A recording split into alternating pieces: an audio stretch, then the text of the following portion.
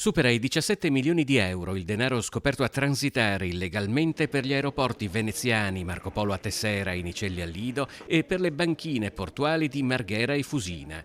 Nel 2023 la Guardia di Finanza ha effettuato oltre 1500 controlli, multando passeggeri per più di 340.000 euro. Il fenomeno sta aumentando nonostante i controlli e nonostante ormai sia, penso, abbastanza saputo il fatto che esistono anche dei cani antivaluta. Nel 2023 abbiamo verbalizzato come dogana 742 casi, quindi una media di 2 sequestri o oblazioni. Tra i sequestri più significativi, 200.000 euro in assegni ad un etiope proveniente da Dubai e 150.000 euro in contanti ad un italiano diretto a Hong Kong per acquistare diamanti. Venezia è una piazza molto importante perché è una piazza in cui c'è turismo e c'è anche turismo molte volte di lusso e quindi tante volte ci sono imprenditori interessati anche a investire in attività economiche nel veneziano. Ad esempio in un caso c'era un'importante provvista economica contrabbandata, possiamo dire a questo punto,